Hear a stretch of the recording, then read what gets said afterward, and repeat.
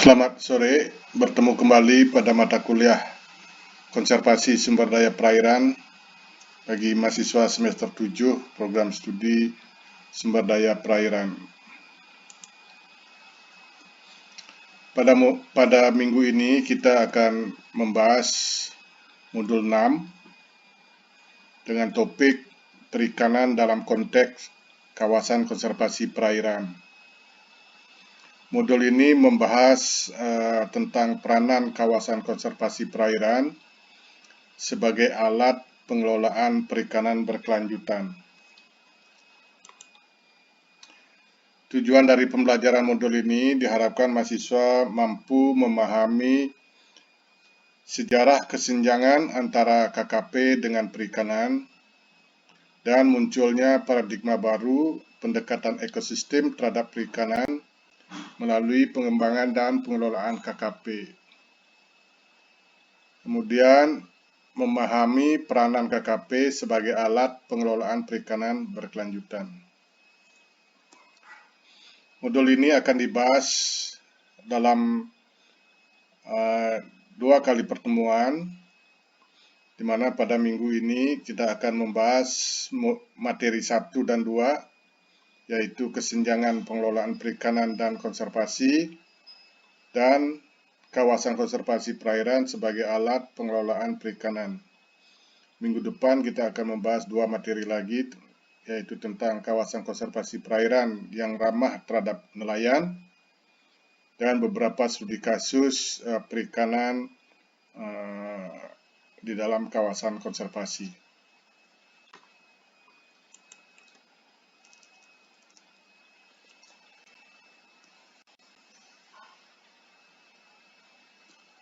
Materi 1 ini tentang kesenjangan pengelolaan perikanan dan konservasi.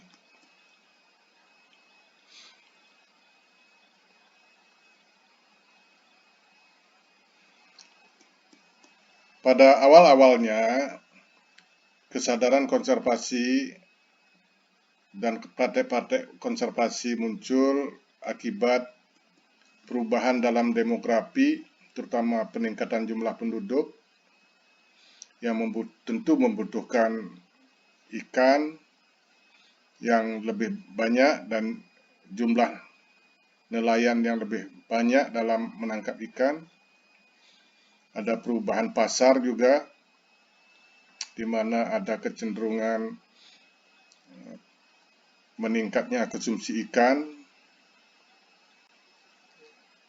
dan juga teknologi penangkapan ikan terus berkembang, dan tingkat global perikanan komersil ini semakin meningkat. Seiring dengan itu terjadi juga penurunan lingkungan, terutama penurunan stok ikan dan kerusakan-kerusakan lingkungan yang disebabkan oleh praktek-praktek perikanan. Nah, seiring dengan hal ini muncul pengelolaan perikanan dan konservasi, namun diatur dan dikelola secara top-down, dengan dominannya badan-badan nasional seperti di Indonesia adalah kementerian dan badan-badan internasional yang terlibat di dalamnya.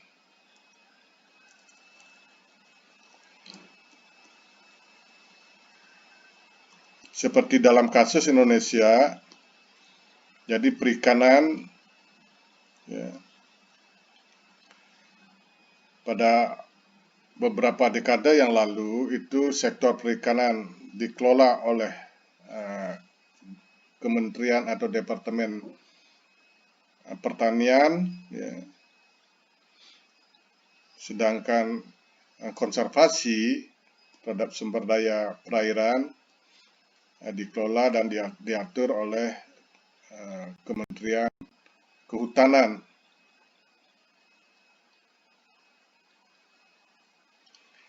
Nah, pada awal-awalnya ini, manajemen perikanan dan konservasi itu dilakukan secara terpisah, jadi oleh lembaga yang berbeda pula.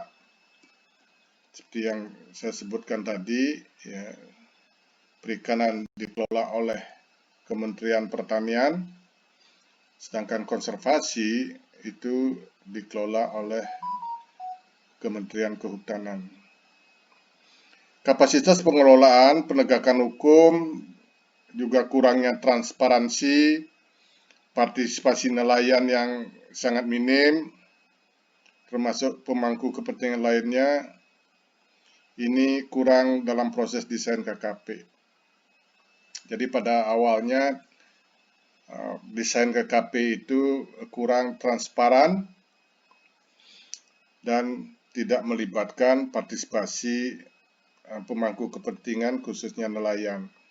Banyak kasus-kasus terdahulu bagaimana terjadi konflik antara Taman Nasional Laut dengan nelayan.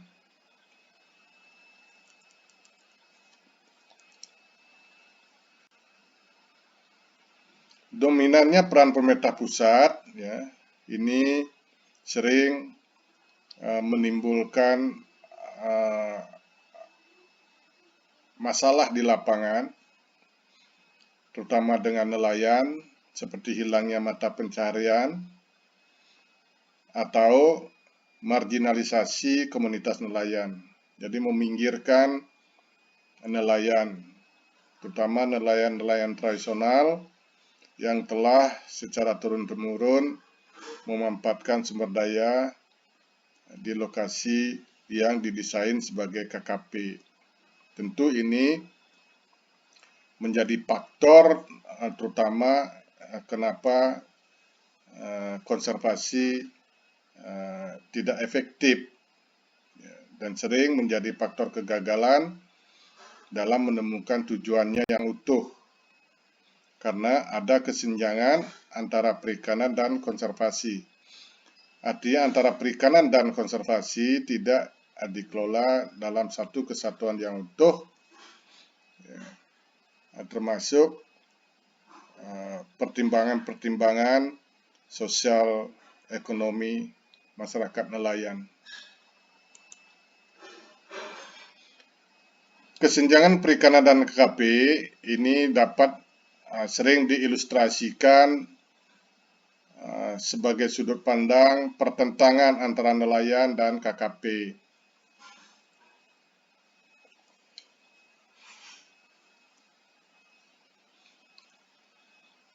Nah, kemudian studi-studi terus menunjukkan dampak dari KKP tidak adil terhadap nelayan. Karena ada marginalisasi nelayan untuk kepentingan konservasi. Nah, ini menyebabkan konservasi sumber daya perairan menjadi tidak efektif, karena konservasi akan bertumpu pada pengawasan dan penegakan hukum tanpa didukung oleh partisipasi masyarakat, dan bahkan konservasi menjadi ibaratnya dalam tanda petik musuh bagi nelayan.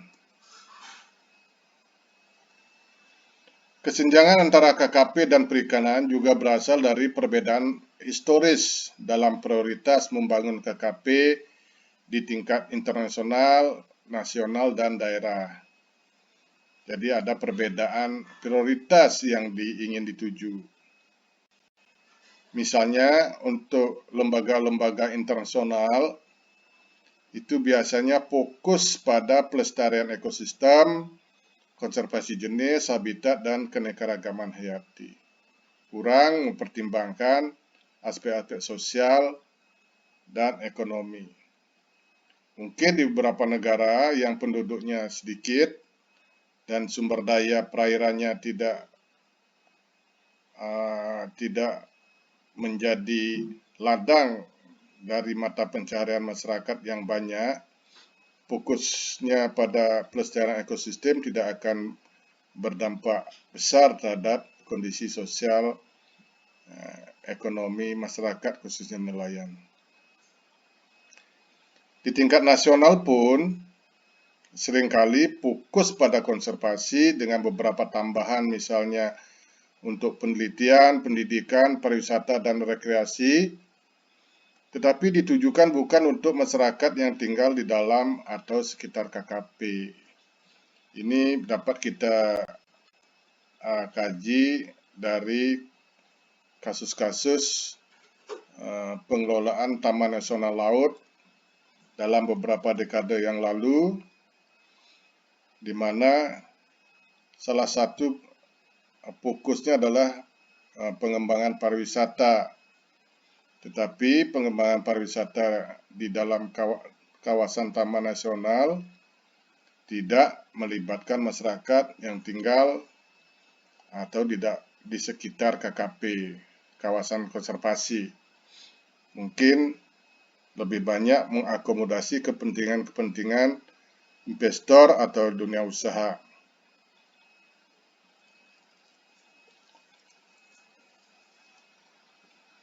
Nah, inilah secara keseluruhan menyebabkan mandat konservasi menjadi eksklusif. Jadi mandat yang diberikan oleh peraturan perundang-undangan untuk mendesain dan membangun kawasan konservasi menjadi eksklusif. Konservasi hanya untuk kepentingan konservasi semata.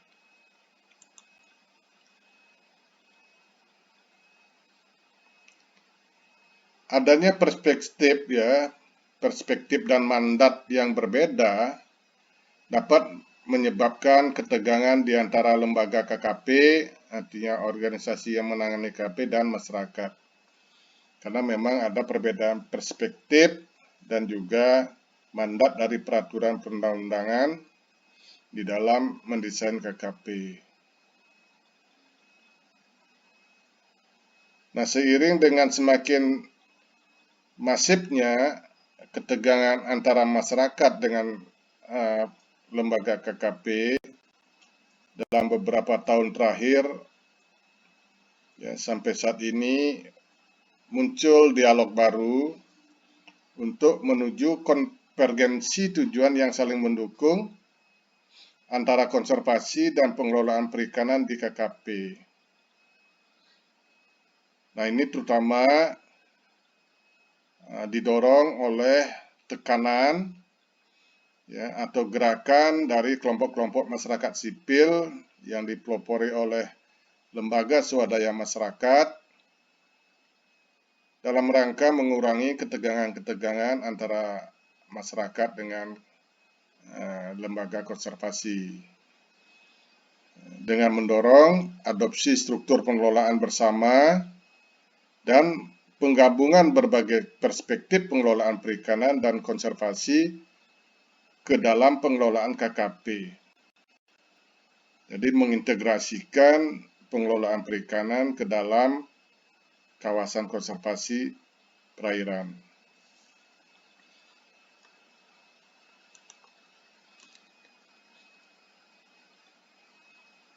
Selanjutnya materi kedua, ini jawaban daripada mengintegrasikan pengelolaan perikanan ke dalam KKP dalam rangka menjadikan kawasan konservasi perairan sebagai alat pengelolaan perikanan. Banyak pendekatan dan cara untuk menjadikan konservasi sebagai alat pengelolaan perikanan. Misalnya, beberapa minggu yang lalu kita sudah mempelajari tentang salah satu aspek kawasan konservasi, yaitu adanya daerah larang ambil atau no-take area NTA.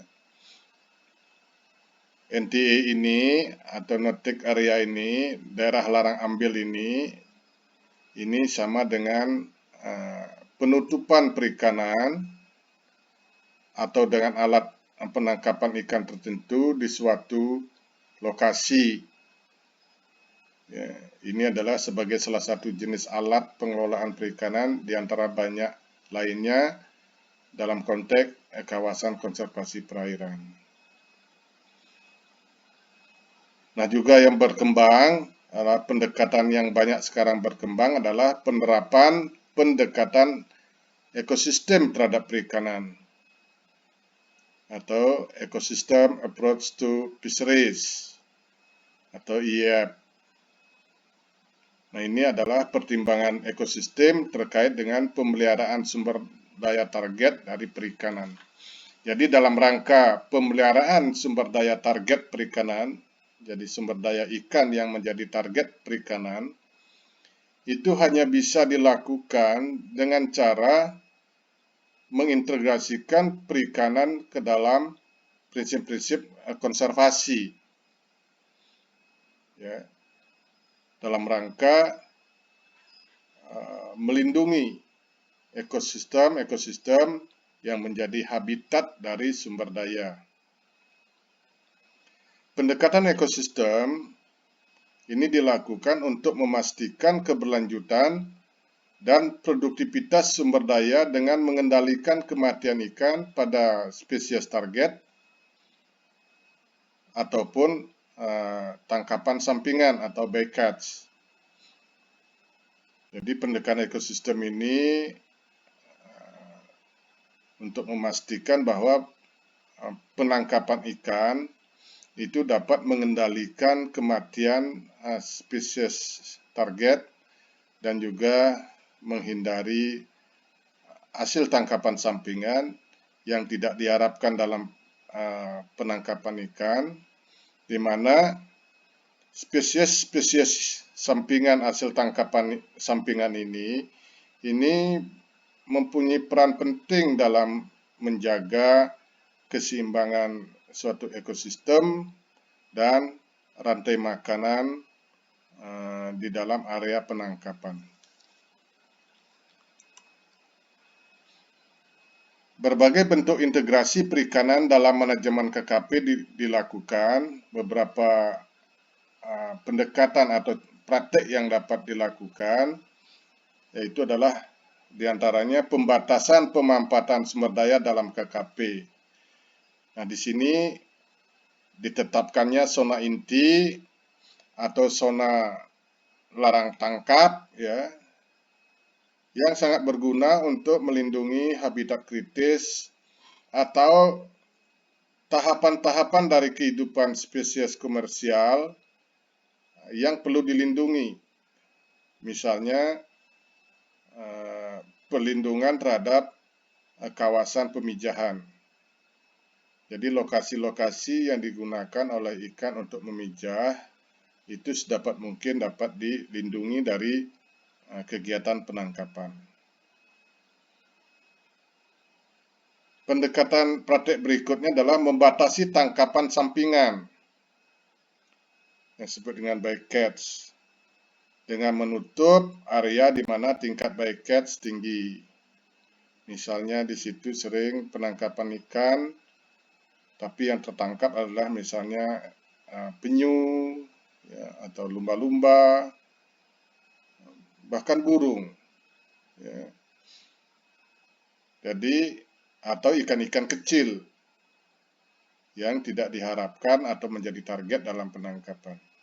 Pada lokasi-lokasi dengan tingkat bycatch tinggi ini perlu dibatasi, bahkan ditutup sebagai area penangkapan. Kemudian mengendalikan kematian ikan dari spesies yang tidak bergerak atau minimal spesies yang pergerakannya jarak pendek. Misalnya adalah ikan-ikan dasar, ya, ikan-ikan karang seperti kerapu, itu ikan yang pergerakannya dalam jarak pendek, di mana distribusi populasi ikan dan preferensi habitat telah diketahui. Jadi ikan ini hanya hidup pada habitat tertentu. Misalnya ikan tertentu di sekitar terumbu karang. Jadi terhadap ikan-ikan semacam ini sangat penting dilakukan pengendalian kematiannya melalui penangkapan. Kemudian mengalokasikan hak akses bagi nelayan tradisional di lokasi tertentu dengan tujuan memiliki manfaat yang bertambah. Jadi di dalam suatu kawasan konservasi memang sangat penting kita mengalokasikan zona penangkapan ikan tradisional yang memberi peluang bagi nelayan untuk memperoleh manfaat lebih dari kawasan konservasi. Sehingga nelayan-nelayan tradisional yang umumnya berada di dalam dan tidak jauh dari kawasan konservasi akan turut mendukung pengelolaan KKP yang efektif. Nah, pada akhirnya KKP berguna juga menyelesaikan konflik antar pengguna dalam memanfaatkan sumber daya. Ini biasanya dilakukan melalui sistem zonasi. Jadi ada zona-zona misalnya untuk perikanan tradisional, zona-zona untuk misalnya pariwisata, atau zona untuk perikanan komersial.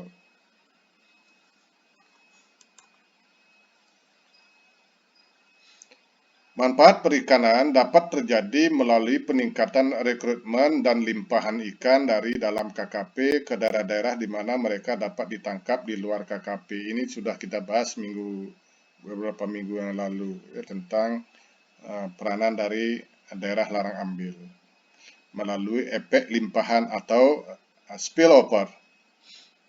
Nanti dipelajari kembali konsep spillover.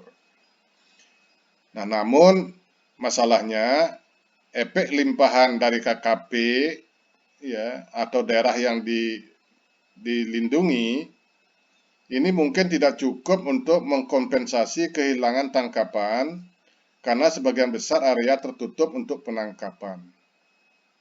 Ini biasanya menjadi masalah untuk KKP yang berukuran kecil. Nah, seringkali biaya penangkapan ikan yang lebih tinggi ini dapat mempengaruhi masyarakat yang bergantung pada perikanan pesisir dalam jangka pendek.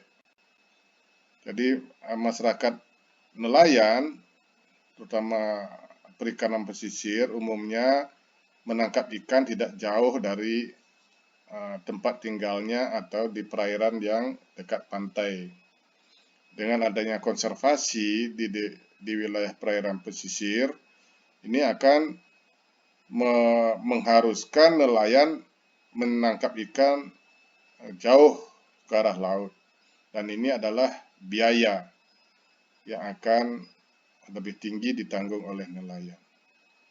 Sementara manfaat perikanan dari KKP baru dapat diperoleh secara optimal dalam jangka panjang.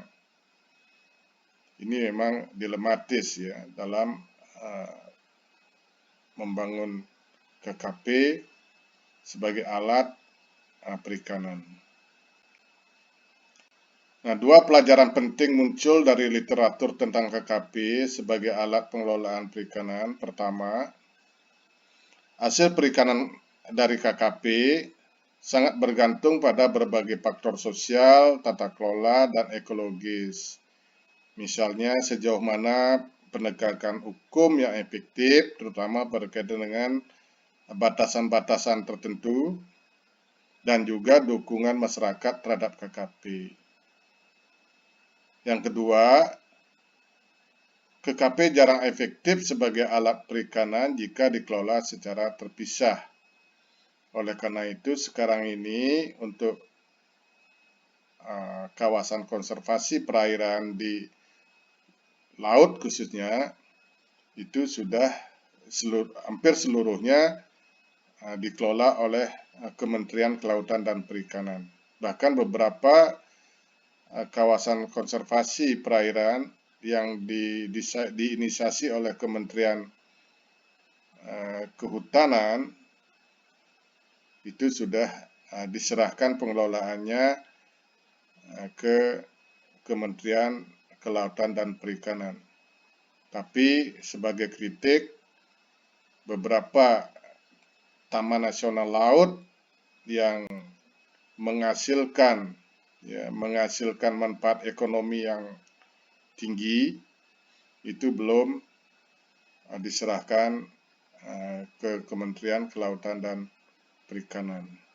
Jadi masih ada pertimbangan-pertimbangan tertentu. Nah, kita harapkan nanti semua kawasan konservasi perairan dan atau taman nasional laut itu dikelola oleh Kementerian Kelautan dan Perikanan sehingga mempermudah mengintegrasikan antara perikanan dengan konservasi. Jadi demikian materi kuliah sore ini. Kita akan ketemu pada sesi diskusi. Untuk itu modulnya bisa dipelajari lebih seksama. Dan kita akan ketemu sore nanti. Sekian dan terima kasih.